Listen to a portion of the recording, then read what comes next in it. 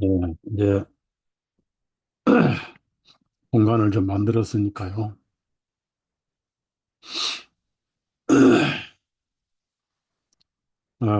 요소 5장 2절부터 시간상 6절까지만 읽겠습니다.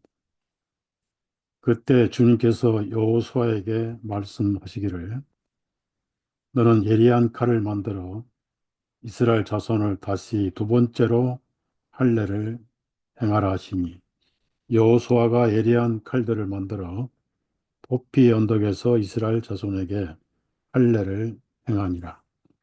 여호수아가 할례를 행한 까닭은 이러하니 이집트에서 나온 모든 백성 중에 남자들 곧 모든 전사들이었던 자들이 이집트에서 나온 후 도중에 광야에서 죽었는데 이제 나온 모든 백성은 할례를 받았으니 이것은 그들이 이집트에서 나온 후 도중에 광야에서 태어난 모든 백성은 할례를 받지 못하였습니다. 이는 이집트에서 나온 전사들이 모두 소멸되기까지 이스라엘 자손이 광야에서 40년을 행하였기 때문이니 이것은 그들이 주님의 음성에 복종하지 아니하였습니다.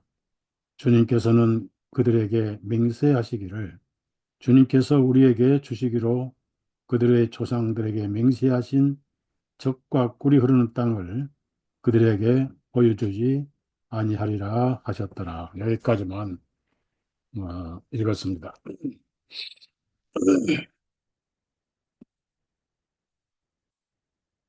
어,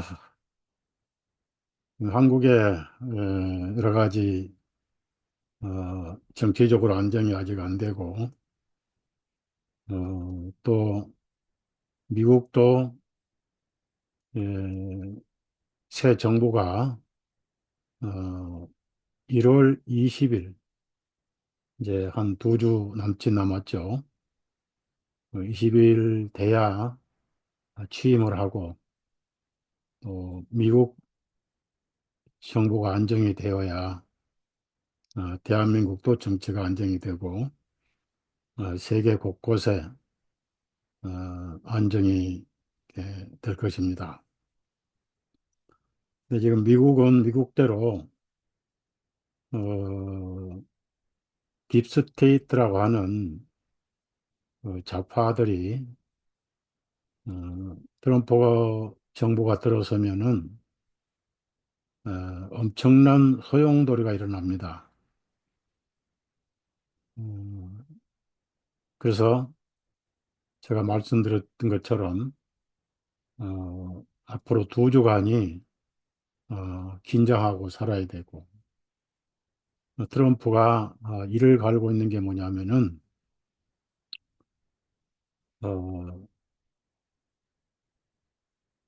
부정선거 때문에 예, 더군다나 그때 코로나가 한참 시작할 때 어, 눈 뜨고 표를 도적맞아 가지고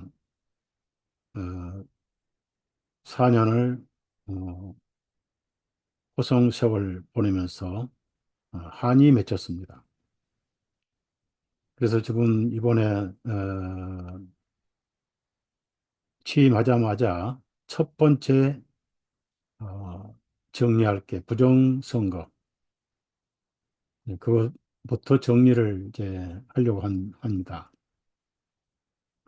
그러니까 이제 그 전에도 많이 좌파들이 어, 그 계엄군에 체포돼서 처형을 많이 당했는데 어떻게 하든지 전 트럼프 취임을 막으려고 두 가지 작전을 지금 계속 시도를 하고 있어요. 하나는 새로운 전염병, 그리고 조류독감이라는 거, 질병 X라고 그래요. 그걸 퍼뜨리고 또 음, 이렇게 격리를 하려고. 그러면 투표를 못 하잖아요. 그래서 어떤 사람이 FDA 직원인데 조류독감 바이러스 균을 냉장고에 보관하다가 이 특수부대에 의해서 어, 체포됐어요. 다행히 음, 퍼뜨리지는 못했죠. 그 다음에 이제 전쟁. 바이든이 트럼프 취임하기 전에 어, 이스라엘과 밀약을 한 게 있어요. 취임 전에 이란의 음, 핵 시설을 폭파하라. 이제 이란이 전쟁에 끼면 어, 이란하고 중국하고 러시아하고는 군사 동맹이 맺혀 있어요. 그래서 3차 전쟁이 시작이 되기 때문에 그런 일이 나지 않도록 지금 모두가 미국도 긴장하고 있고요. 북한은 어떤 면에서 테러를 하든지 예, 도발을 하든지 철호의 기회잖아요.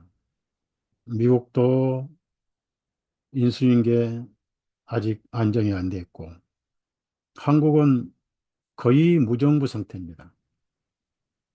제가 계속 여기서 이 두부를 체크를 하고 또 체크를 하나 보니까 상황 파악을 하고 있는데 지금 대통령부터 국무총리, 그다음에 국방부 장관, 법무부 장관, 하여튼 정부 요직은 완전히 마비입니다. 여러분이 더 잘 아시겠죠? 결정적인 감사원장도 탄핵해 버렸고 서울지검장도 탄핵해 버렸고 이 국무총리도 탄핵해 버렸고 그래서 이제 음, 헌법재판소에서는 원래 180일 내에 해야 되는데 2월 달에 다 끝내버리겠다. 그래서 졸속해서 막 해버리겠다. 그런데 치명적인 약점이 계엄을 내란 선동이라 해서 탄핵했던 거 아니에요. 그 내란 선동 이제 동참했다 해서 전부 다 군 사령관들이 서너 명 잡혀가고 경찰청장 잡혀가고 서울청장 잡혀가고 국방부 장관 잡혀가고 또 행안부 장관도 잡혀가고 전부 잡아다녔단 말이에요. 그러니까 이 마비된 상태에서 그렇게 해놓고 이제 와서 빨리 대통령 끌어내리려고 언제 가가지고 이제 내란은 빼달라고 그러니 내란 때문에 일어나는 거예요. 빼달라고 그러니까 그럼 뭘 가지고 탄핵을 해야 되느냐? 이게 무효다. 이렇게 이제 나오는데 시간 끌기. 근데 제가 이제 파악한 결론은 여섯 시간 그 뭐 계엄에서 아무것도 한 게 없잖아요. 그러니까 그게 문제가 아니고 고질적인 부정선거를 발본 세곤하려고 계엄을 때렸던 거예요. 그 목적은 어디냐? 나머지는 다 시선 따돌리기고 2020년경에 코로나가 한참일 때 중국 우한에서 왔잖아요. 그런데 문재인 정부 때 중국은 다 문을 열어버렸어요. 중국만 닫았더라면은 그렇게 대한민국 코로나 퍼져서 노인들 다 돌아가셨고 대한민국 5천만 가운데 94%가 백신을 맞았습니다. 그 후유증이 엄청나죠. 근데 무슨 음모인지 중국은 문 열어주고 거기서 무증상 중국 사람들 90명을 수원 선거 연수원 보내가지고 거기서 숙식을 하게 만들었어요. 근데 그게 끝나고 일부는 갔는데 남은 90명이 4년간을 이게 거의 네 번의 선거를 치를 때까지 거기서 숙식을 했던 겁니다. 근데 그들의 정체를 이제 파헤치니까 정보를 미국에서 줬죠. 바로 중국의 전문 컴퓨터 사이버 해커들이었어요. 전문 기술자들. 거기서 먹고 자면서 대한민국 선거 부정 전부 그러니까 온라인으로 그 조정을 해가지고 투표 개표기를 전부 조정하고 그럼 거기서 대한민국만 그런 게 아니라 해외 여러 나라도 부정선거를 저지른 거예요.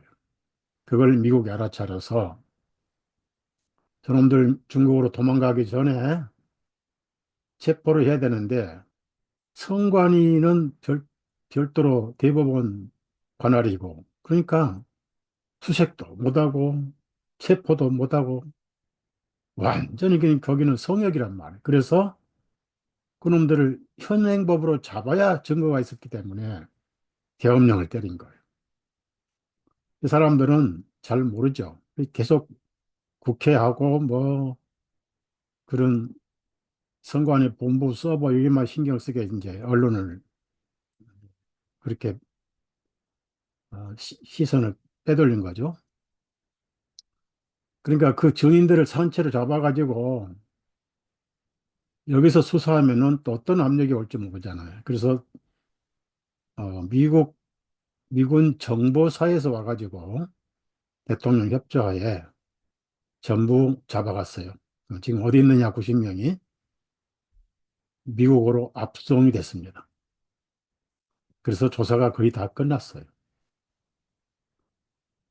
그러니까 너무 두려워하지 마시고 부정선거가 밝혀져야 그러게 되면은 그것이 밝혀지면은 트럼프 취임 후가 되겠죠.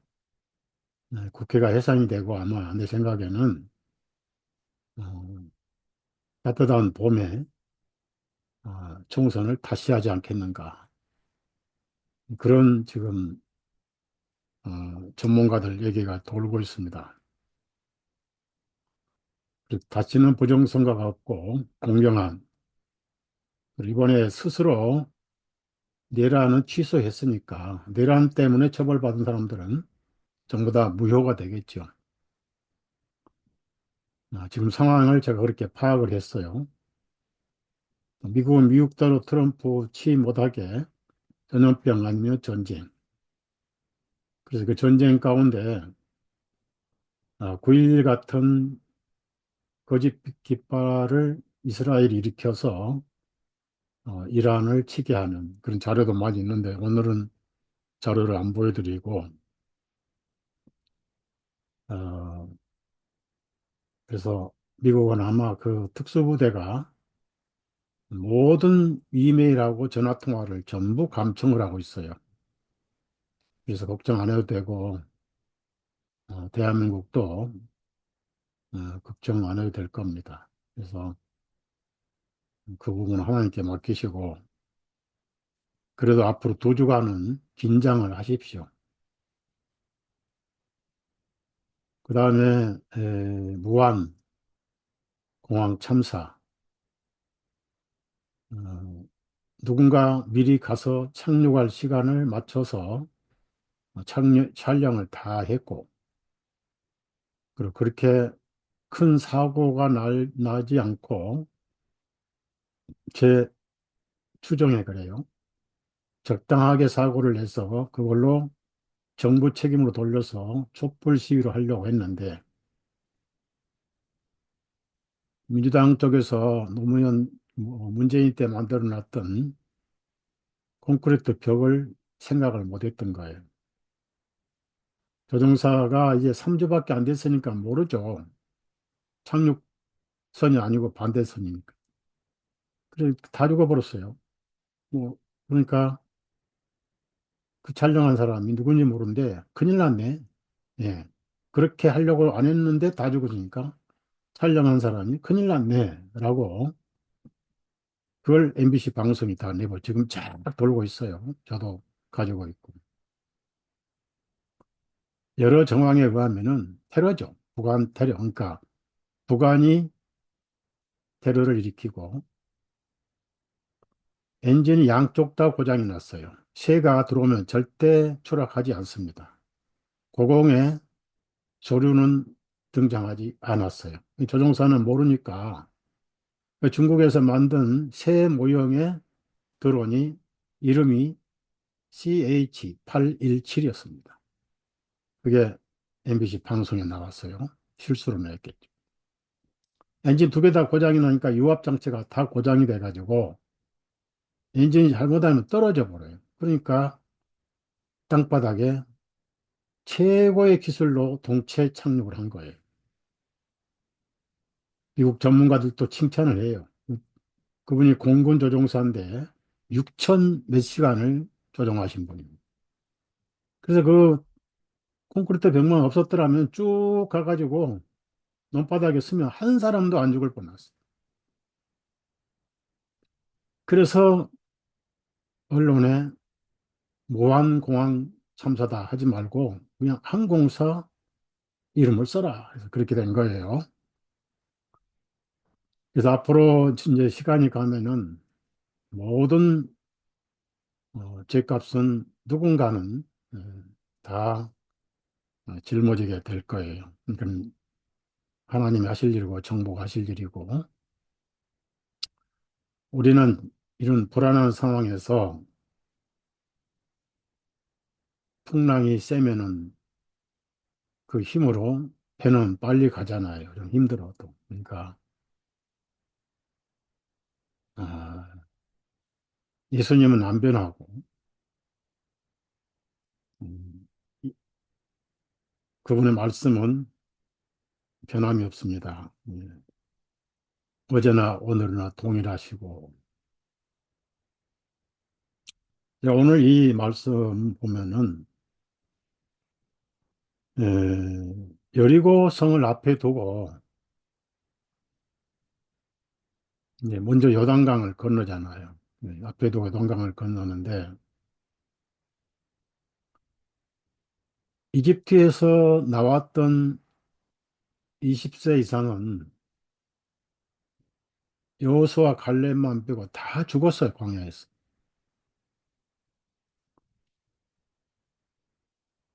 그리고 광야에서 태어나 가지고 요단강을 건널 때까지 40년이 걸렸어요. 그럼 광야에서 태어난 사람들이 지금 다 이스라엘 백성이 그 사람들이 광야에서 할례를 받은 적이 없어요. 그 할례는 남자만 받습니다. 최초에 이제 하나님께서 아브라함에게 할례를 받게 하셨어요. 그리고 아브라함 이름이 아브람이었죠. 근데 아브라함으로 이름을 바꿔주시고 사례도 사라로 이름을 바꿔주셨고 그리고 아브라함 가정과 종까지 전부 다 할례를 받게 하셨습니다. 난지 8일에 이제 할례를 하죠. 그래서 예수님도 누가복음에 태어나신 지 8일 만에 할례를 받으셨어요. 물론 최초의 피를 흘리신 거죠. 율법에 따라서. 그 아브라함은 만민의 아버지다. 그랬어요. 무슨 얘기냐면 그 이름 속에 혈통이 이제 초월돼 버리는 거예요. 아브라함은 높은 자, 왕이라는 뜻입니다. 그래서 이제 혈통으로는 유대인의 조상 아브라함이고, 아브라함은 모든 믿는 자의 조상. 로마서 4장 말씀처럼 믿음으로 의인된 그 아브라함의 후손이 저와 여러분이. 그래서 이삭은 말씀으로 태어났잖아요. 언약으로. 물론 어, 혈통은 아브라함 혈통인데 하나님의 말씀으로 태어났어요. 그래서 그 씨라고 예수님을 이제 갈라디아서 표현하죠. 씨들이라 하지 않고 씨라고. 그래서 아브라함이 된 것은 만민의 아버지다. 왜? 믿음으로. 그러니까 혈통이 아니라 믿음으로. 그러니까 아브라함은 저와 여러분의 믿음의 아버지예요. 아브라함입니다. 아브라함은 아니, 아브라함은 유대인의 아버지예요. 그럼 사레나 사라는 같은 뜻인데, 사레는 원래 여주인이란 뜻이에요. 여주인. 근데 사라는 여왕이란 뜻입니다. 퀸이 된 거예요, 퀸. 그러면 우리가 우리 복음으로, 복음 안에서 비교를 하면은 아브라함은 만인의 아버지죠. 그러면 예수님은 왕중왕이고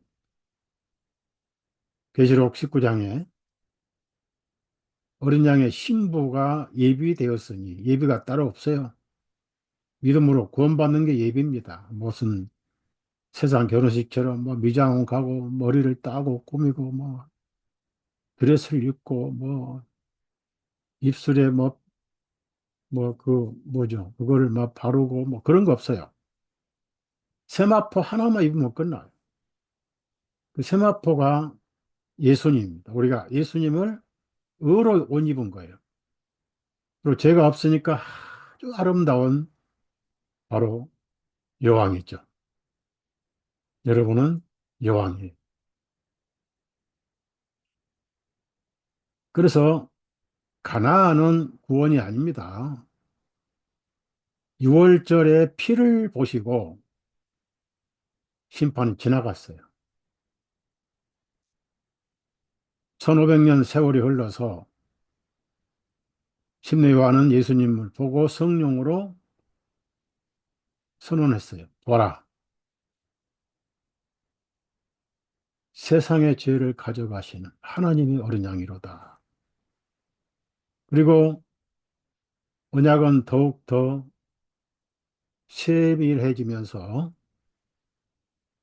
해가 뜨면서 서서히 어둠이 물러가듯 구약의 예언이 하나하나 이제 이루어져 확실하게. 그래서 예수님은 요한복음 6장에 내 살은 참된 양식이요 내 피는 참된 음료로다.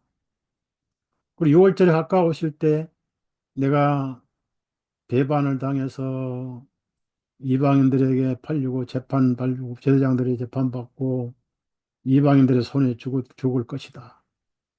그리고 어떤 말씀은 3일 만에 살아나신다. 이런 말씀 하셨는데 제자들은 답답하게 무슨 말씀인지 깨닫지를 못했어요. 오히려 베드로는 절대 그런 비참한 일이 있으면 안 됩니다라고 하니까 사단아 내 뒤로 물러가라. 너는 하나님의 일보다는 사람의 일을 생각하는도다라고. 그리고 그 골고다 겟세마네 기도 끝나고 이제 잡혀가실 때 만찬장에서 칼 너희들 없으면 이제 칼 사고 옷도 준비하고 그때는 내가 지팡이도 두벌 옷도 가져가지 말고 그러는데 이제 칼도 준비하고 지팡이도 준비하고 뭐 다 해라 그랬더니 칼 두 자를 딱 여기 칼 둘이 있나이다. 예수님이 조카도다. 그런 칼을 말한 게 아니다. 그래 이제 창을 들고 몽둥이 들고 칼 들고 군인들이 체포하러 왔단 말이에요. 그러니까 그 군인들을 하고 싸우든지 말든지 하는데 칼 빼가지고 대제사장 그것도 제일 약한 그 약한 종의 귀를 잘라버렸죠. 칼질도 제대로 못해가지고. 예수님이 내 칼을 도로 꽂으라. 칼을 가진 자 칼로 망하느니라. 그렇습니다. 권력을 가진 자 권력으로 망하지요. 무기를 가진 자 무기로 망합니다. 그래서 예수님이 마지막 유언하신 거예요. 6월절에 유언하신 거예요. 6월절에 유언을 하신 겁니다. 내가 이 월절 먹기를 원하고 원하였노라 하시고 유언하셨어요. 새 유언. 그래서 옛 유언, 새 유언. 제가 율법, 옛 언약, 은혜, 새 언약 글도 올렸죠. 어느 분이 잘 썼더라고요. 그 유월절 참 어린 양 실체로서 먼저 만찬을 하셨 빵을 떼시면서 이것은 내 몸이니라. 내가 이렇게 찢겨질 것이다. 그 다음에 포도즙 잔을 나눠주시면서 이것은 다 마시라. 이것은 내 피인데 무슨 피냐 하면은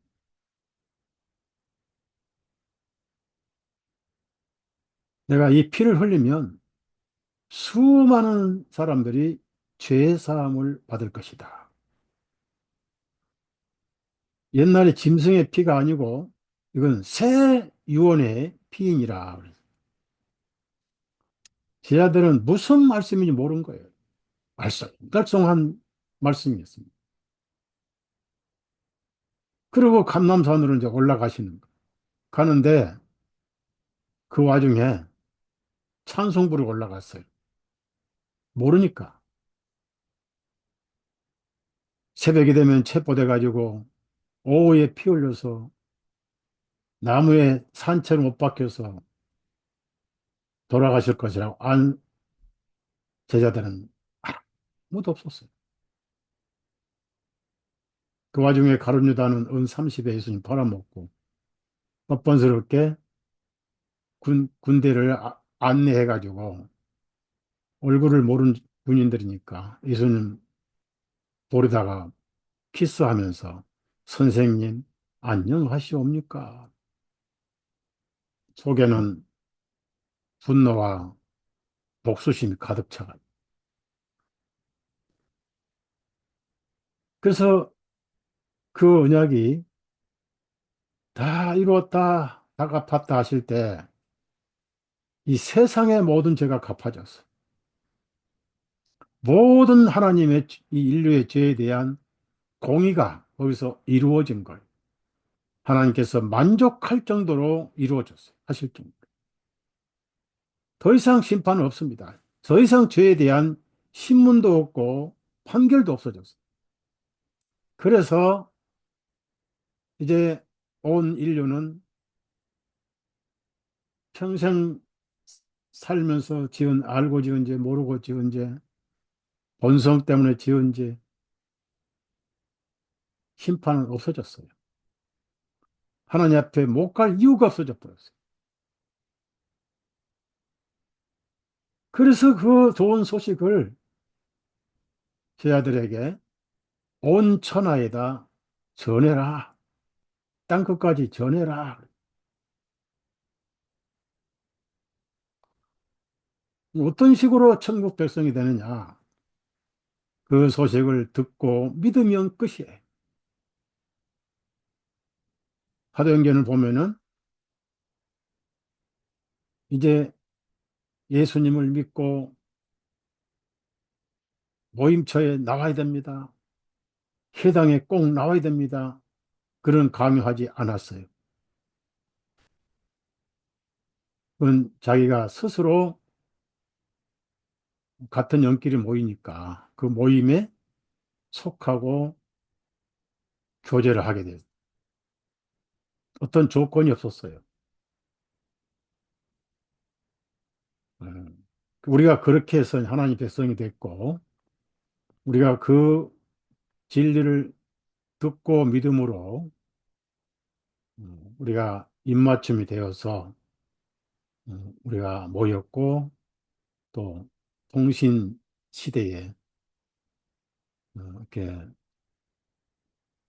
줌으로 얼굴, 목소리, 참 좋은 세상이잖아요. 바울 사도가 그런 우리 시대에 살았으면 유럽 안 가고 전부 줌으로 설교해버리죠.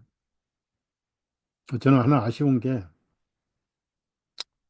문재인 때나 지금 이 절박한 대한민국 정치인들 또 여당이 또 대통령이 예, 끌려 내려와서 대한민국을 호령하던 최고의 권력자가 수갑 차고 방송 다 타고 온 세계에 타고 서울 구치소 가서 깜빵에 밥을 먹어야 할지 이런 상황에 어, 우리는 다른 얘기 좀 하려다 우리는 어, 육신은 세상에 속해 있지만 우리 영은 하늘에 속했으니까 거기에 연연하지 마시고 예수님은 너희가 세상에 속해 있지 않다. 요한복음 15장에 이 세상이 너희를 미워한다. 그럼 너희보다 먼저 나를 미워한다. 지금 이제 대한민국이나 모든 세계 근래사를 보면 다 예수의 바티칸이다 합니다. 자기들이 뒤로 빠져서 숨으려고 일루미나이트란 이름으로 프리메이슨 이름으로 나쁜 짓은 다 해요. 다 하고 미국의 CIA는 예수회가 장악했고 워싱턴 조지타운 대학 출신들이 다 대통령이 됐죠.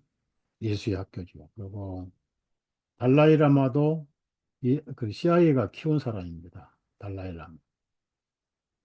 그리고 현재 프랜시스 교황도 예수의 간부였지만은 어, 이전에 독일에서 나온 교황 베네딕토 16세도 예수의 회원이었어요. 그 세상을 다 장악했습니다.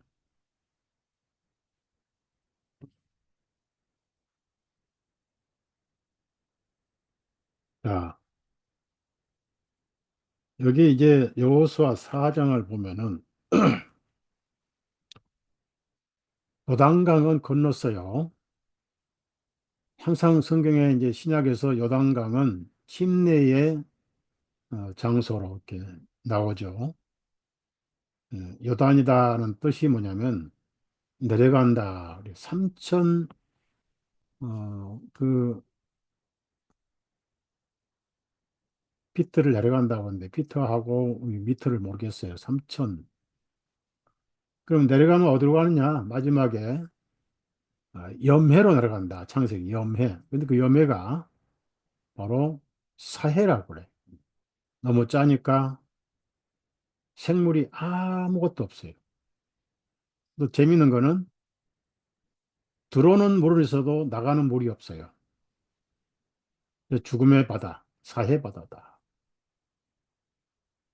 그래서 걸어 내려간 갈릴리 호수 그 강을 내려가는 강이다. 어디로? 지옥으로 가는 강이다. 죽음의 강이다. 그래서 요르단 강에. 근데 거기를 건너면은 어, 이제 젖과 꿀이 흐르는 땅으로 이제 들어온 거예요. 근데 우리는 그 요단강을 성도의 소천의 강으로 그래서 그리스도인들이 찬송 가사를 만들 때 요단강을 소천당하는 강으로 표현합니다. 며칠 후, 며칠 후. 근데 그 며칠이란 말이 조금 마음에 걸려요. 왜냐하면은 좋은 의도로 천국 빨리 갔으면 좋겠다 하는 소망이 있으니까 며칠 내로 갔으면 좋겠다. 솔직히 그런데 여러분 오래 살고 싶잖아요. 20년 후, 30년 후, 요단강 건너가 만나리. 이렇게 여유 있게 좀 더 땅에 오래 계시고 싶은 분은 그렇게 가사 바꿔도 괜찮아요. 우리의 본성이니까. 이제 빨리 가고 싶으신 분들은 며칠 또 힘들어. 그러니까 몇 시간 후, 몇 시간 후, 요단강 건너가 만나리. 그럼 이제 몇 시간 후에 갈 준비 다 하고 내놔야죠, 뭐. 장례식도 준비해놔야 되고, 뭐, 뭐도 준비해놔야 돼. 그래, 요단강에 와가지고 보니까 그때가 봄철입니다. 그러니까 이스라엘은 눈이 안 옵니다. 이게 봄철이면 헐몬산에 눈이 많이 와요. 많이 오는데 그게 이제 녹아가지고 강이 넘쳐요. 제가 이스라엘 처음 갔을 때 요단강 하니까 아, 파리의 세느강, 제가 세느강도 가보고 나일강도 가보고 또 파리강 또 독일의 나인강도 가보고 유럽 탁 돌면서 그러면 요단강이 한강처럼 그렇게 큰 강이 되겠지라고 갔는데 얼마나 실망했냐면은 또랑이야, 또랑. 그래도 그때는 이제 강이 좀 넓었던가 봐요. 그래서 물이 가득 차가지고 건너가지를 못했어요. 그 어린 아이들 또 노인들. 근데 이제 40세 이상은 없죠. 다 죽었으니까. 바로 이집트 나와서 아기를 출산했다 칩시다. 그럼 그 사람이 커서 어른 된 게 40세밖에 안 돼요. 40년 됐으니까. 40세 이상 된 사람은 여호수아 갈렙밖에 없어요. 뭐 모세도 죽었고 미리암도 죽었고 뭐 아론도 죽어버렸거든. 그럼 아론의 아들도 둘이나 뭐 성막에서 죽어버렸거든. 전부 40대 그 미만 아이들. 그 강을 건너야 되는데 하나님께서 열두 지파 대표로 다 나와 그리고 법궤를 메고 두 가지 철렁철렁 흐르는 요단강을 들어가라. 이상하게요. 법궤를 메고 요단강으로 들어가니까 서서히 물이 줄기 시작하더니 강 한바닥에 한 중간에 다 그 법궤를 메고 서 있으니까 물이 마르기 시작하더니 쭉 올라가더니요. 아담이 살았던 동네라 해서 아담읍이란 곳이 있어요. 그때 이제 옛날 번역하신 분들이 뭐 읍내 간다 그러잖아요. 읍내 간다. 그 아담읍에 가서 물이 탁 말라선 거예요. 그 물이 아주 그 물기가 하나도 없는 아주 부들부들한 강바닥으로. 그래서 백성이 전부 건너갔어요. 노인도, 아이도, 뭐, 물론 40대 노인지만은 여자들도 다 건너갔어요.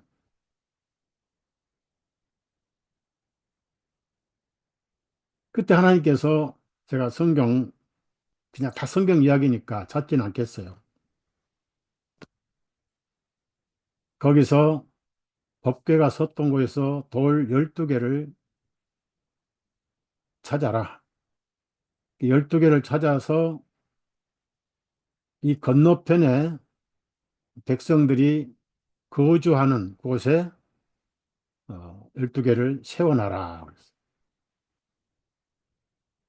나중에 후손들이 이게 무슨 돌이냐 하거든.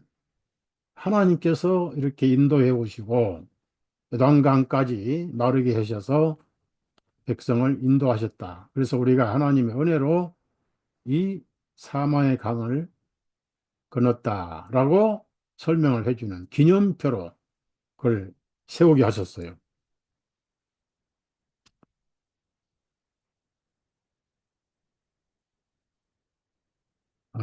4장, 여호수아 4장 18절을 보니까 주님의 언약궤를 맨 제장들이 요르단의 한가운데서 올라오고 제사장들의 발바닥이 마른 땅을 밟으니 요르단의 물이 제자리로 돌아와서 예전과 같이 강둑을 넘쳐 흐르니라. 그 법궤가 섰던 자리, 제장들의 발은 물론 물이 물을 네, 묻혔죠. 물이 다 말라버렸어요. 뭐가 말랐냐면은 사망이 말라버렸어요. 죄에 대한 사망이 종결돼 버려요. 아담 업까지. 그럼 뭐 누구 죄까지? 아담의 죄까지. 그러니까 이제 그 이후로 예수님이 죽으신 이후로는 사람이 죽어도 죄 때문에 죽는 게 아니에요. 이 혈과 육은 하나님 나라를 수용할 수가 없잖아요. 그 영혼만 빠져나가야 돼. 육은 흙으로 돌려주고, 육은 사망의 흙에 속한 거니까. 그러니까 우리가 세상 떠날 때, 뭐 죽었다, 돌아가셨다 할 때, 그리스도인들은 죄에 대한 사망이 끝나버렸어요. 예수님이 죄값을 짊어지고 생명의 피를 흘려주시고 사망하셨기 때문에. 그래서 이제 사망은 끝났으니까 사흘 동안 확실하게 입증하시고 부활하셨어요. 왜? 죄는 끝났으니까. 우리는 부활하신 분 안에 들어 있습니다. 그러니까 우리는 산자입니다. 그리고 우리는 말씀에 의해서 예수님처럼 부활이 약속이 돼 있어요. 호련히 변화하리라. 그런 것을 이성으로 계산하지 마시고 느끼려고도 하지 마세요. 말씀이 그러하면 그러한 거예요. 그 돌을 요단강 저쪽이 아니라 이쪽 가나안 쪽에 세워서 두고두고 후손들이 물어보면 기념물이라고 우리가 이 요단강을 건넜고 하나님께서 이집트에서 우리를 부르시다가 어린 양의 피를 보시고 심판을 통과하시고 낮에는 구름 기둥 밤에는 불 기둥으로 이렇게 인도하시고 배고플 때 만나 주시고 목마를 때 생수를 주시고 우리가 입고 왔던 옷이 이 40년간에 헤어지지 아니하였고 왜냐하면은 그 20세 이상 정탐꾼하고 그 가나안을 믿지 못한 20세 이상 다 죽을 때 옷을 물려주고 죽었잖아. 근데 광야에서 옷 만들어 입은 사실은 없어요. 그거 다 입고 근데 그 옷이 부르트지 헤어지지 아니하고 그 뭐야 어, 돌고래 그러니까 돌고래 가죽으로 만든 신발도 헤어지지 않고 이렇게 해서 우리가 이 가나안에 왔는데라고 설명하더라고. 기념물로 12돌을 세웠어요. 그 다음에 또 하나 재미있는 거는 18절입니다. 4장 18절 보면은 그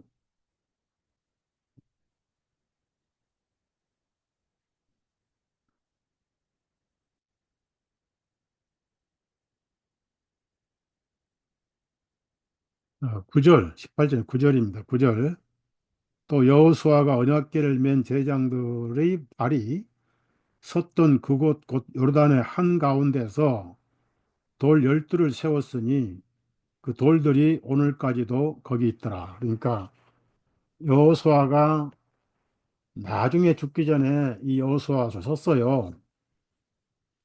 쓰는 그날까지 그 돌은 섰던 자리에 있었습니다.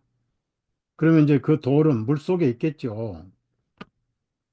물속에 있고 또 거기서 건지는 돌은 이쪽 가나안 땅 변방에 있고 그럼 물속에 있는 돌은 법궤와 함께 장례 치른 법궤는 안에 법궤 안에는 율법이 있습니다. 법이 없는 곳에는 죄도 없어요. 법궤 외에는 속죄소가 있습니다. 거기에 피를 위에는 한 번, 앞에 7번을 뿌립니다.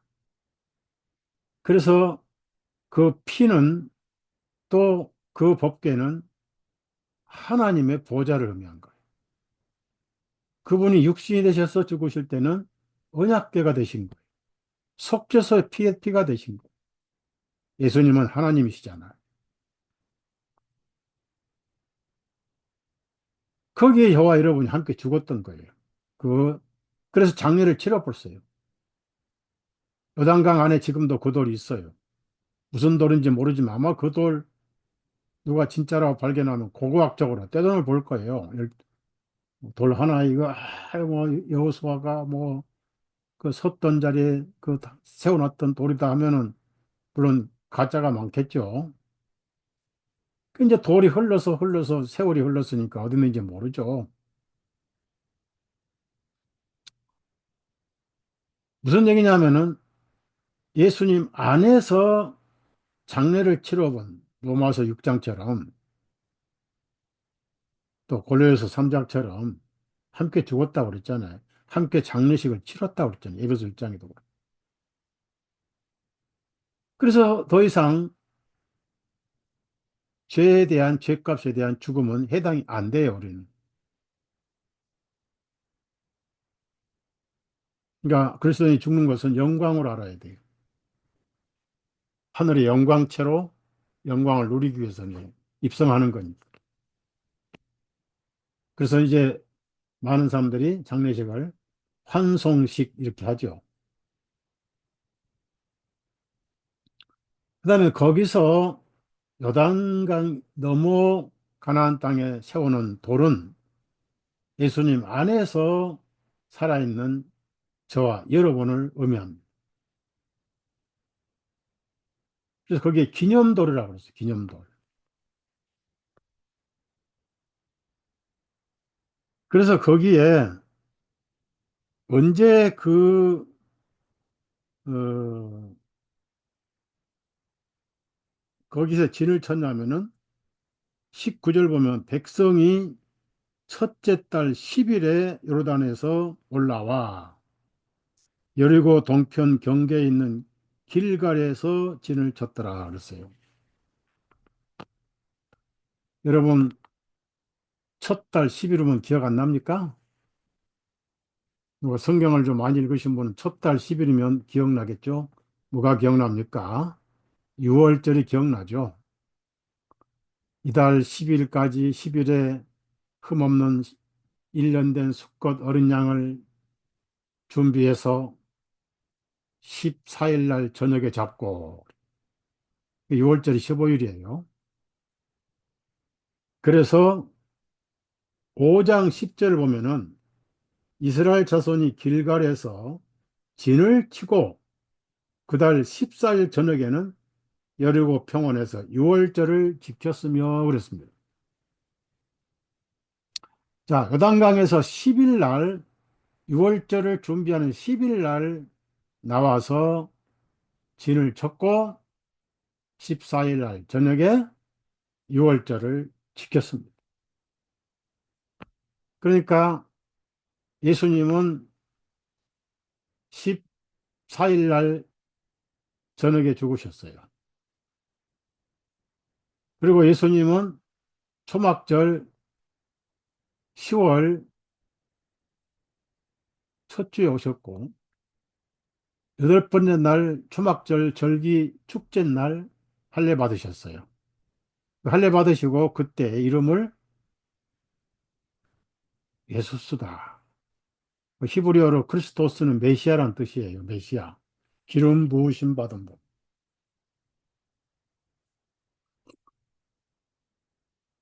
그 사이에 여리고를 이제 공격을 해서 여리고를 공격하면은 가나안 일곱 족속을 다 정복할 수가 있어요. 그런데 이제 여호수아가 용이 주도하지 못해가지고 멀리서 왔다고 속인 족속에게 속아가지고 함께 살 수밖에 없었죠. 두고두고 옆구리에 가시가 됐죠. 그러니까 나중에 유언할 때 말씀을 안 듣고 순종을 안 하면 두고두고 옆구리에 가시가 될 거다. 옆구리 가시란 것은 마음을 찌르고 아프게 한다, 괴롭게 한다는 뜻이에요. 문자적으로 옆구리에 무슨 가시가 찔린 게 아니고. 옆구리의 가시가 뭐냐? 이제 덜 죽은 육신이죠. 유격적이고 세속적이고 욕망이고 이생의 자랑, 안목의 저녁 뭐 그런 것들. 그래서 골로새서는 땅에 있는 지체를 죽이라. 위의 것을 찾으라. 로마서 3장에 로마서 13장에는 땅에 있는 것을 도모하지 말라. 뭐 이런 말씀이 많이 있죠. 그래서 우리가 전투를 하고 살죠.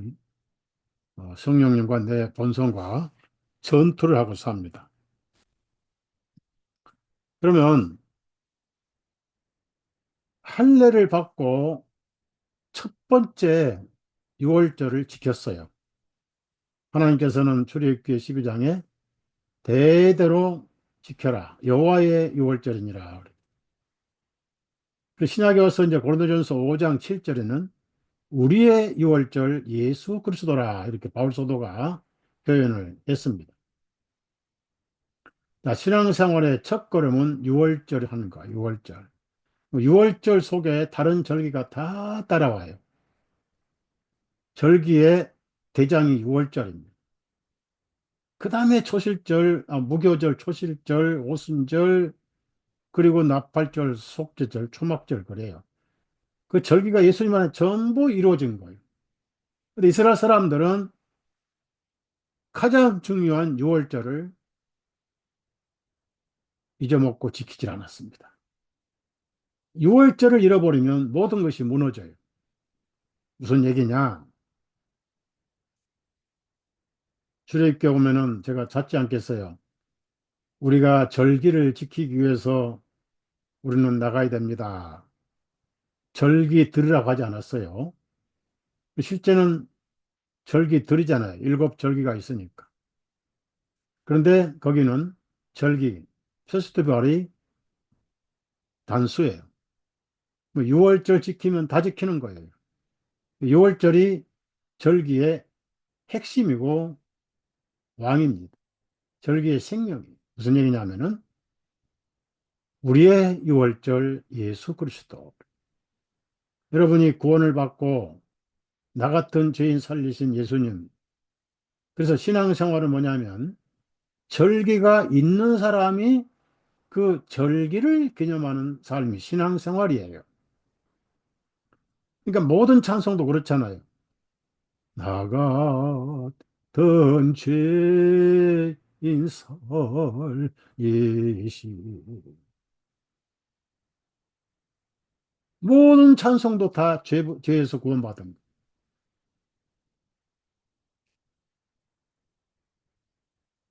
속죄되면 절기는 의미가 없어요. 거기서부터 신앙생활이 되는 거예요.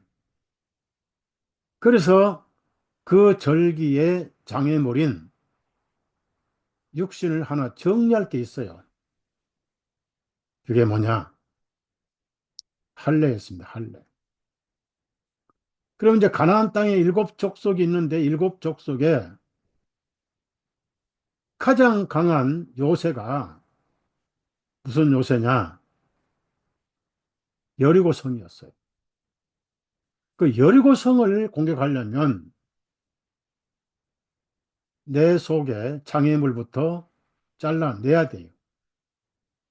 할례라는 뜻은 뭐냐면은 잘라냈다는 뜻이에요. 뭘 잘라냈냐? 육신을 잘라냈다는 뜻입니다. 칼이랑 이게 자르다는 뜻이에요. 한문이. 레란 것은 예식이고 잘라낸 예식이에요. 원래 이제 모세에도 두 아들이 있었어요. 그런데 난지 8일 만에 해야 되는데 안 했어요. 왜냐하면 그 아내가 이제 미디안 땅에 살았고 율법 생활을 못했기 때문에 그런 풍습이 안 되니까 못하게 해버린 거예요.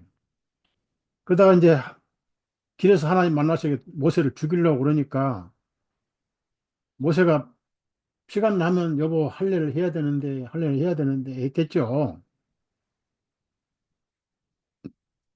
그러니까 이제 모세를 죽이려고 하시니까 어쩔 수 없이 날카로운 돌로 자기 아들 둘 할례를 해가지고 남편한테 한마디 짜증을 부렸죠. 당신은 내 피나 편이야. 그러고. 할례 하고 나니까 이제 하나님께서 모세를 안 죽이시려고 했던 거예요. 근데 그 할례는 뭔가요? 할례. 그러면 그 난공불락의 여리고성을 공격하려면 할례를, 즉 육신의 상징인 할례를 해야 된다. 잘라내야 된다. 그런데 할례는 남자만 해요. 여자는 하지 않습니다. 그래서 이제 그때 유대인들도 여자들은 안 했어요. 남자만 했어요. 지금은 이제 그게 그림자니까 영적인 의미가 있으니까 할례하면 오히려 이상하죠.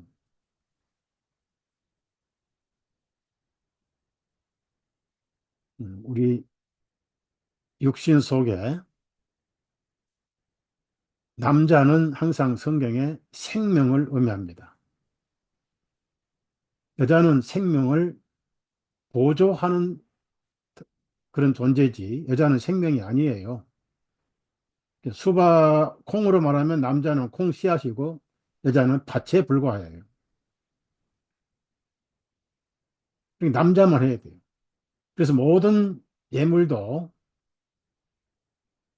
붉은 암송아지 빼놓고는 예물로는 암것이 없어요. 전부 수컷입니다. 그럼 우리 생명은 처음에 누구 생명을 받았죠? 반항적인 종자가 틀려요. 종자. 이 사람들이 욕을 할 때 저 집은 씨가 틀려 먹었어 그러잖아요. 씨야. 종자가 틀려 먹었어 그러잖아요. 우리가 종자가 틀려 먹게 태어났어요. 누구? 아담 종자.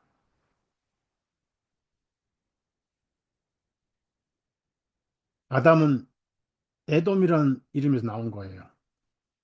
붉은 흙이란 뜻입니다. 하나님께서 아담에게 죄를 짓고 흙에서 왔으니 흙으로 돌아갈지니라. 우리가 성경을 많이 암송하지만은 히브리서 9장 27절에 한 번 죽는 것은 사람에게 정하신 것이요. 그 후에는 심판이 있으리. 저는 그걸 암송하면서 한 번 죽는 것은 나에게 정하신 것이지만 그 후에는 심판은 없나이다.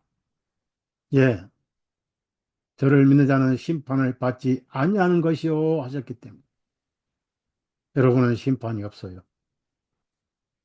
죽음 자체도 입성식의 과정이지 죄에 대한 심판 이미 골고다에서 끝나버렸어요. 그러면 할례는 뭐냐? 아담의 죄의 생명이 끊어져 버리는 겁니다. 그 포피를 버려요. 그렇다고 해서 지금 우리 문자적으로 버리면은 지금 대한민국에 그리스도인이 1,000만 명이다. 그러면 외과병은 떼돈 벌 거예요. 예수 믿는 사람 전부 가서 그거 잘라내려니까 의사들 떼돈 벌죠. 그건 그림자예요. 자, 골로새서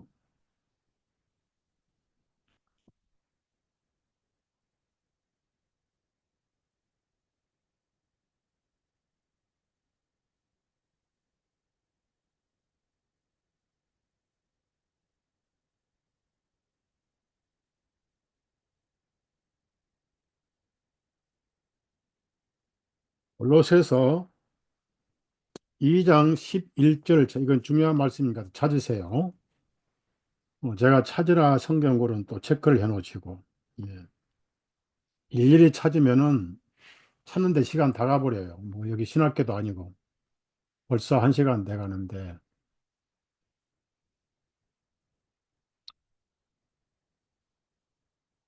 11절 있습니다. 주님 안에서 너희가 손으로 하지 아니한 할례를 받았나니, 자, 할례를 받았나니 곧 그리스도의 할례로 인하여 육신의 죄들의 몸을 벗어버린 것이라. 예, 잘라버렸어요. 어디서? 예수님 안에서 잘라버렸어요. 그러니까 우리는 그것을 믿는 것이지 문자적으로 칼로 또 우리를 자르는 게 아닙니다. 그래서 우리는 항상 이걸 기억하고 살아야 됩니다. 다른 말로 말하면 예수님과 함께 내가 죽었고 장례를 치렀구나. 함께 부활을 했구나. 예수님의 죽으심이 저와 여러분의 할례입니다. 즉, 아담의 종자를 없애버려요. 죽여버렸어요. 깨버렸어요. 예수님이 하늘의 밀이 땅에 떨어 죽으면 많은 열매를 맺고 하셨잖아요. 아담은 어실자의 표상이고. 그래서 아담 업까지 다 강물이 말라버려요. 그러니까 우리 본성이고, 그럼 여리고성은 무슨 우리에게 뭘 의미하느냐가 여리고. 난공불락의 여리고. 여호수아를 쭉 읽어보면은 하나님께서 우리에게 뭘 배우게 하신가를 알 수 있어요. 그리스도인들의 가장 무서운 난공불락의 요새가 뭐냐? 불신앙입니다. 불신앙. 믿지 못하는 거. 믿는다 하지만은 믿지를 않아요.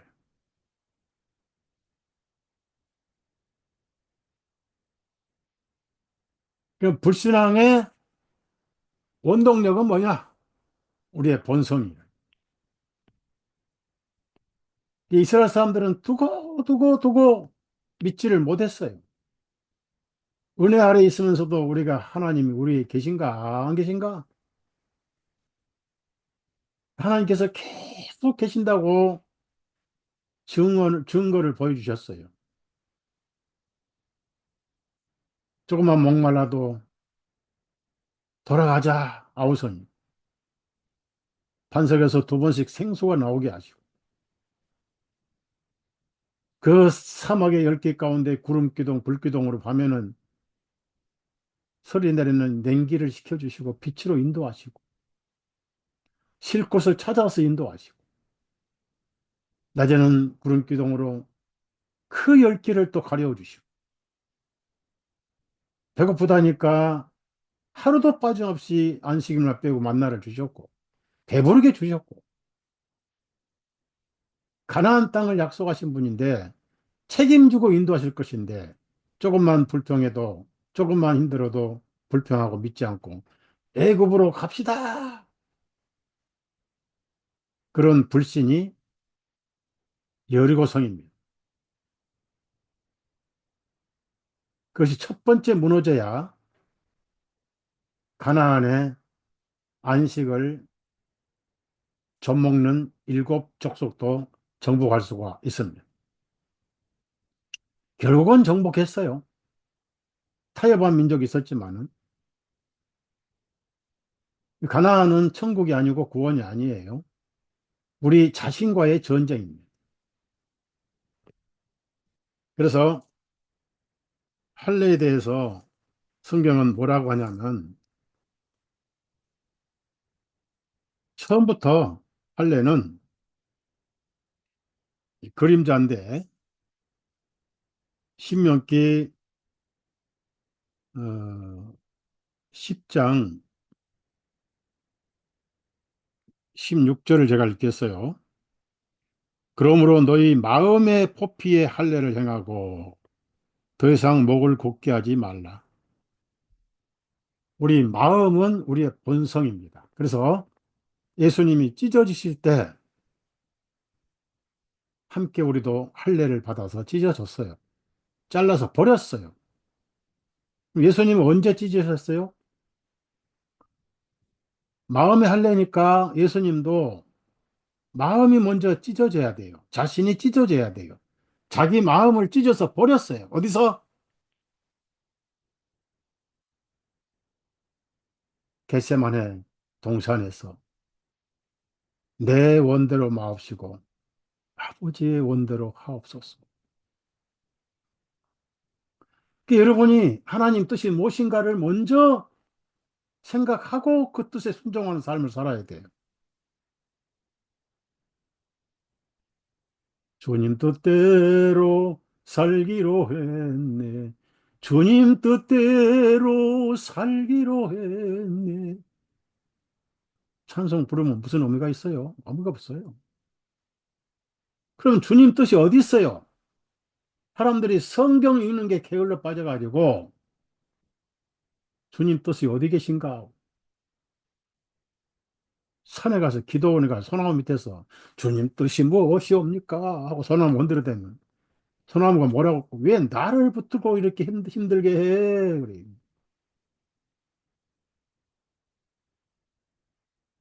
스마트폰 아무리 뒤져봐야 하나님 뜻 못 찾아요. 마귀 뜻만 많이 나오더라. 성경을 찾아야 됩니다. 성경을 펴서 저 그러한가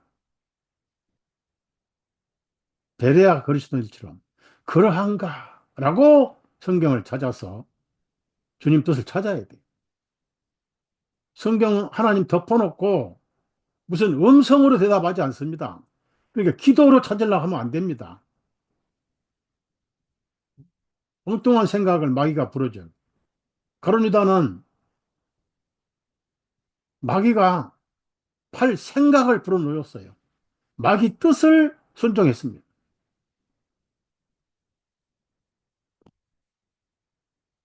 성경에 나를 향하신 주님의 뜻이 다 들어있어요. 그 뜻을 찾아서 암만큼 순종하면은 그 자체가 예수님과 함께 잘라서 던져버린 할례 받은 그리스도인이 되는 거예요. 그 다음에 신명기 30장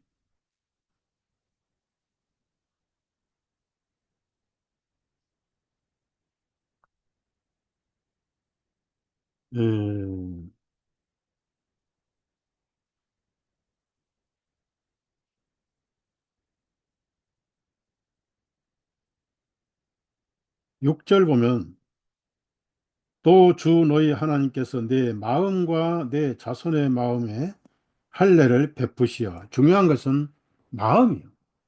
그 예수님이 골고다에서 마음의 할례를 찔러버린 거예요. 물론 난 지 8일 만에 할례 받으셨지만 그건 율법에 속한 거고 예수님은 원래 율법에 속한 건 아니잖아요. 우리와 유대인 대신 율법에 속하셔서 율법을 이루셨죠. 그렇대 마음이 할례니까 내 마음이 찢겨져서 찔러서 버리는 내 원대로 마옵시고 할 때 잘라서 버렸어요.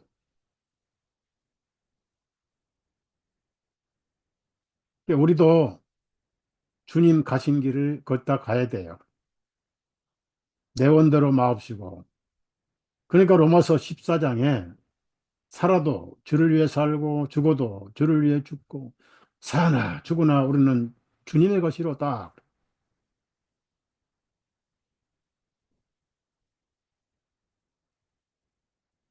그 다음에 에레미야 4장 찾아보세요. 에레미야 4장.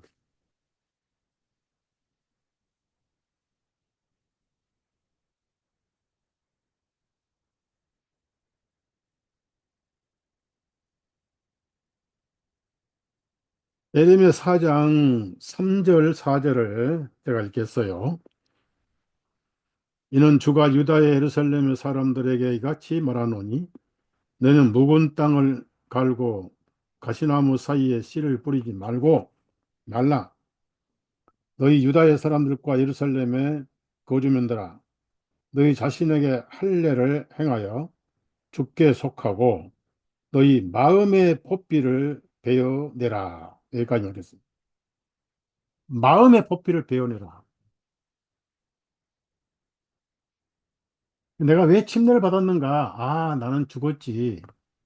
늘 죽은 자로 살아야 되겠다 하는 말씀을 떠오르게 하고 날마다 죽는 삶이 필요하고 그러니까 이 할례는 예수님이 희생하신 것이 내 할례예요.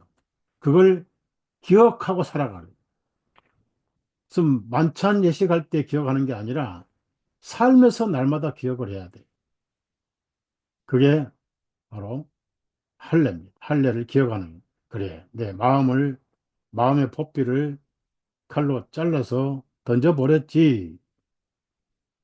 그러니까 우리가 만찬도 그냥 빵을 먹는 게 아니고 찢겨진 빵을 먹는 거예요. 그 찢겨졌다. 그럼 예수님 몸만 찢겨졌어요? 마음이 먼저 찢겨진 거예요. 그래서 그 마음이 찢겨진 것을 입증하신 것이 몸이 찢겨진 거예요. 그 찢겨진 빵입니다. 그 찢어서 나눠줬어요. 내 몸이 찢어져야 된다. 왜? 그 찢어진 것만 가지고는 공의가 안 이루어진다. 찢겨짐이 없고 피 흘림이 없으면 죄사함 이렇게 안 하셨어요? 피 흘림이 없으면 그 피를 흘리려면 찢겨져야죠. 그것이 만찬이고 그것이 오병이어고 찢겨진 내 몸이니라. 우리도 찢겨졌습니다.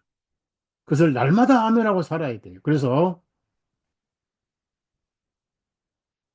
할례나 무할례나 소용이 없다. 이 갈라디아 교회는 할례를 해서 육신에 무슨 표를 남기려고 그랬잖아요. 로마서 2장에도 할례는 아무 유익이 없다. 그런 말씀이 신약에 엄청 많이 나옵니다. 문제는 마음의 할례를 했다. 로마서 2장 한번 또 보십시다.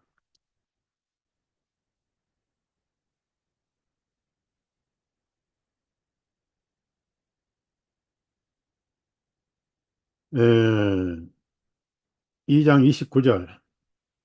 오직 속으로 유대인이라야만 유대인이요 할례는 마음의 할례이니 영 안에 있고 율법 조문에 있지 아니하니라.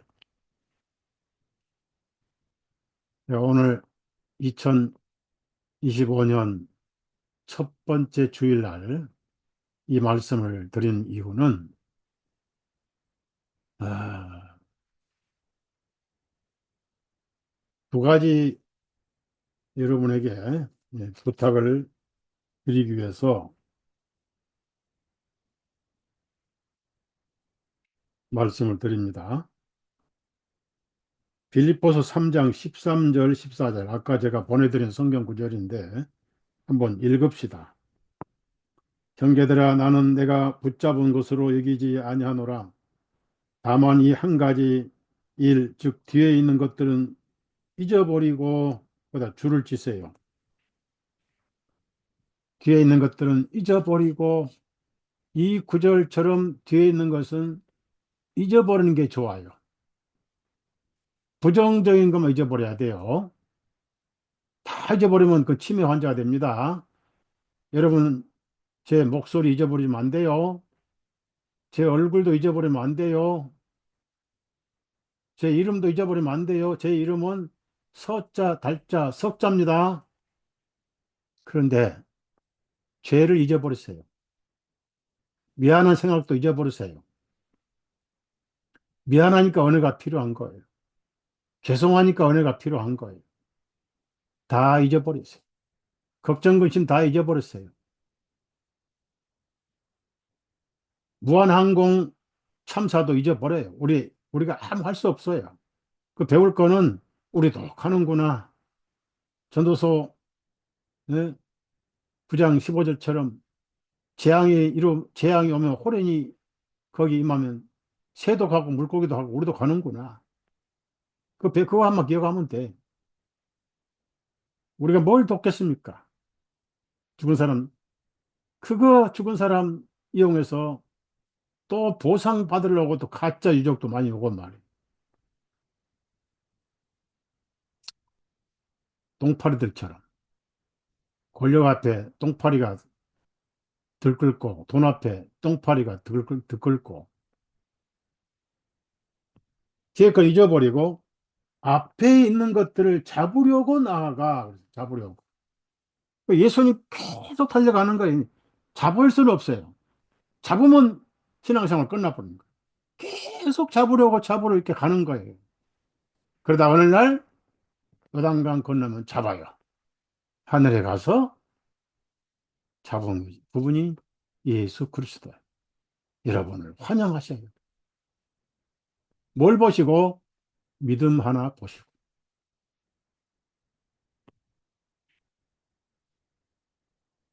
자, 이제 조금만 더 하고 마칠게요. 다시 여호수아 시간상 제가 한번 얘기하면 오래 하고 싶지만은 여러분이 피곤하고 저도 피곤하고 자, 그 할례를 받았을 때 여리고를 공격하기 전에 내 본성이 찢겨졌다 하는 것을 실제는 안 찢겨졌지만은 찢겨진 것을 자꾸 믿어야 돼요. 그래서 죽은 자로 여기라 그랬어요. 땅에 있는 지체를 죽이라 그랬습니다. 왜? 안 죽었으니까 죽이라는 거지요.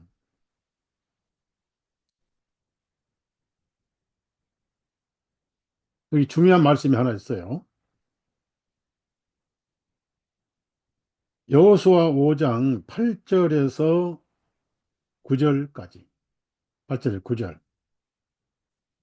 그들이 모든 백성에게 할례를 행하기를 끝마치고 그 백성이 완전히 나을 때까지 진영 안 그들의 거처에서 머물더니 이제 그 야곱이 11아들과 딸 하나를 데리고 이제 가다가 딸이 마실 다니러 혼자 다니다가 그 블레셋 사람들 이게 끌려가서 강제로 당했잖아요.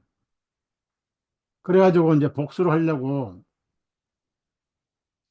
구원도 안 받은 그 종족들에게 할례를 하면은 우리 딸을 주겠다.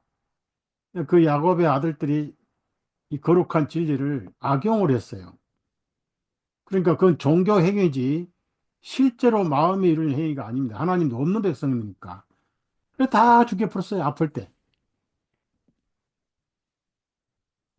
9절에 주님께서 여호수아에게 말씀하시기를 오늘 내가 이집트의 치욕을 너희에게서 굴려 보냈느니라 하십니다. 이걸 굴러가 버렸다 하는 거예요. 길갈이라는 거, 길갈. 그 의미가 뭐냐? 이집트의 치욕을 굴려 버렸다. 떼굴떼굴 굴려서 저 아래로 가버렸어요. 그러면 우리는 어디 와 있습니까? 승리의 정상에 와 있는 거예요. 예수님과 함께 있다는 얘기입니다. 길갈, 굴러가 버렸다. 그 이름은 오늘까지 길갈이라 불렀더라. 뭐가 굴러갔느냐? 이집트의 수치가 굴러가 버렸어요.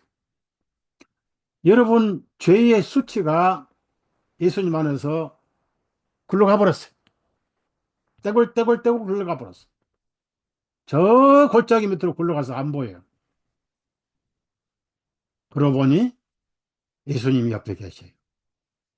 예수님과 함께 계셔요. 그것이 길가리고 정상에 서 있는 내가 있는 위치가 그 이름을 이집트의 수치를 굴려서 보내버렸다.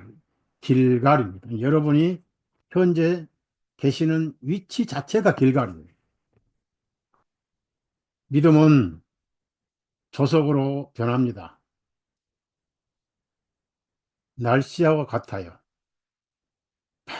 춥다가 또 눈도 오고 또 햇살이 뜨다가 또 비도 오고 그래서 변덕 날씨라고 그러잖아요. 우리의 믿음도 육신 안에서 믿다 보니까 변덕이 심해요. 이스라엘 사람들 사막에서 가나안을 향해 가는 그 과정이 완벽한 그리스도인의 천국 여정길입니다.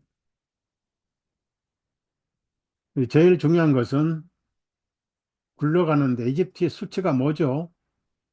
죄가 굴러갔어요. 심판이 굴러가 버렸어요. 절기 없는 사람들이 섬기고 찬양하고 축제를 할 수밖에 없는 구원의 절기가 생겼어요. 그게 유월절입니다. 그래서 유월절을 지켰던 거예요. 유월절만 잘 지키면은 모든 것이 다 신앙생활 순조롭습니다. 내가 어떻게 구원을 받았는가? 내가 어떻게 이 은혜를 받았는가? 히브리서 2장에 이같이 큰 구원을 등하냐면 어떻게 피하리요?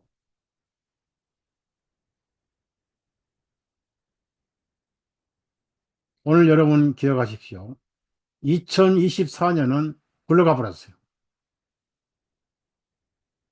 한국의 정치 상황도 곧 굴러갈 거예요. 대한민국이 동북아시아 가장 부자 나라 될 거예요. 왜? 그걸 북한하고 중국이 못 봐주니까 지들처럼 먹을 게 없어서 풀 뜯으러 다니는 나라를 만들려고 개판을 하고 있어요, 지금. 목사들, 북한 갔다 온 목사들 여러분 절대 속지 마세요. 거의 100% 미인계에 다 걸렸어요. 씨앗 작전. 김대중이가 김정일에게 한국 언론사를, 사장들을 전부 데리고 왔어요. 전부 천억의 미인계에 다 걸렸어요. 그때 안 갔던 사람은 조선일보 하나밖에 안 갔어요.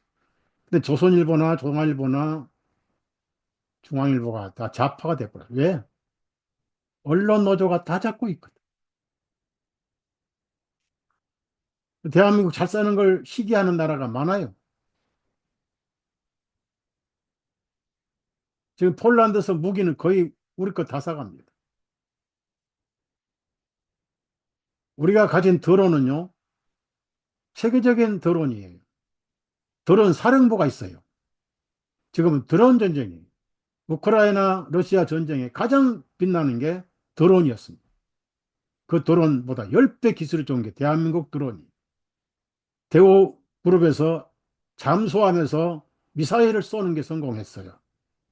최신형 미사일. 우리 대한민국 반도체 세계 최고죠. 미국이 이제 한국 없으면 못 살아요. 트럼프가 미군 철수 안 한다고 그랬어요. 보조금도 안 내도 된다고 그랬어요. 그 대신 니들 기술만 좀 도와달라. 예, 미국은 조선 기술이 다 죽어버렸어요. 그렇다고 중국 대로만 안 되잖아요.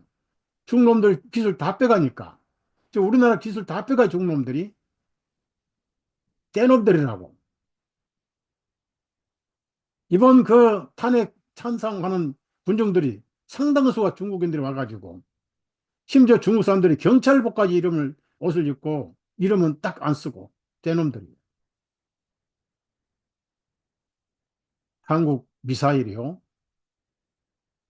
마하 뭐죠 저기 저 현무 6, 6.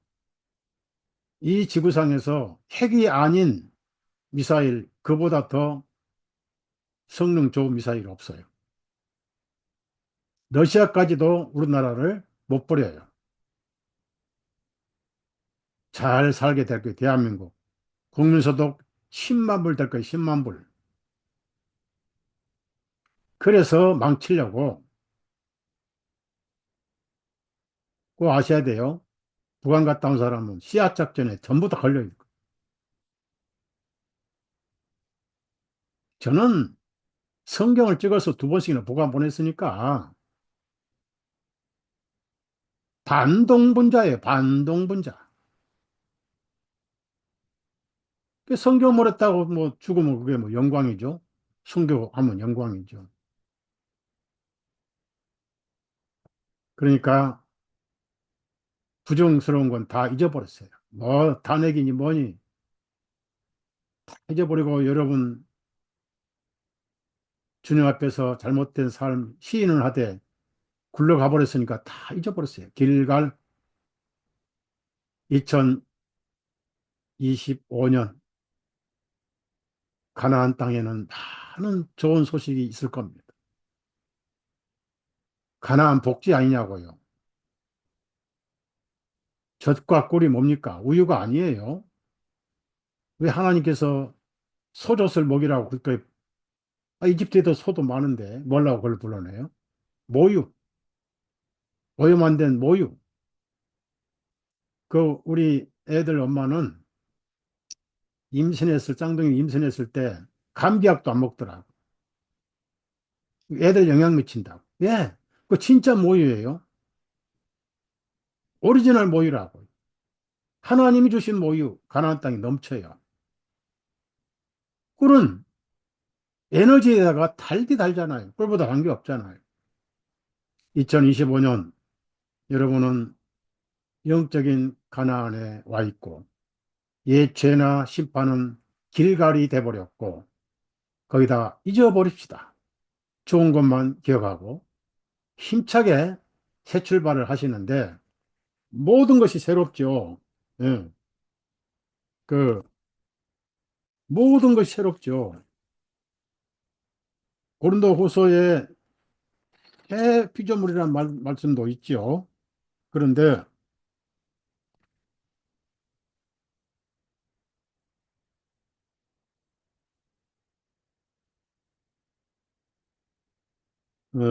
제가 성경을 다 찾지는 않겠지만은 새로운 피조물이고 새 것이 되었고 새 출생의 중생으로 우리가 거듭났다. 기도서 이런 말씀 3장에 있던 거. 예수님은 항상 새롭습니다. 힘내시고 경제가 좋아질 거예요. 이 대통령이 나오면 이제 장사꾼 대통령이 돼가지고 중동에 그쪽에 전쟁난이 좀 안 됐지만 우리한테는 호기예요, 호기. 폴란드는 뭐 우리나라 무기 다 사갑니다. 미국도 이제 우리나라 무기 사간다고요. 미국은 제조업이 없어, 제조업이. 우리나라 미사일, 대포, 심지어는 레이저포까지 생산합니다. 아주. 그러니까 전쟁도 누가 못 해와. 김정은이가 왜 저렇게 쪼들려가지고 꼼짝 못 합니까? 현무 한 방이면 평양시 다 날아가 버려. 아주 자랑스러운 대한민국. 제가 여기 와서 미국 마트에 코스코트라는 거 갑니다. 입구에 삼성전자 테레비, 냉장고, LG전자 테레비, 냉장고가 딱 어서 오시옵소서. 제가 가면 더 반가워해요. 코리아. 자랑스러운 대한민국. 여러분은 자랑스러운 천국 민족의 백성입니다.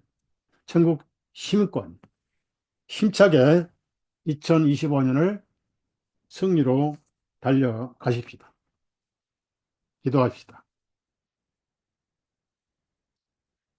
주님, 정치적으로 대한민국이 불안하고 미국도 대통령 정권 인수가 아직 안 되어서 여러 가지 변수가 있습니다. 사탄은 지옥으로 끌려갈 날이 얼마 안 남아서 타락을 하고 있사온데 우리의 목자이시고 우리의 구원자이시고 우리의 대장이신 주님이 계시옵고 우리의 구원의 대장이시오니 우리의 유월절이오니 우리가 예수님의 할례에 동참해서 주님께서 하나님 뜻에 순종하고 내 뜻대로 마옵시고 아버지 뜻대로 하옵소서.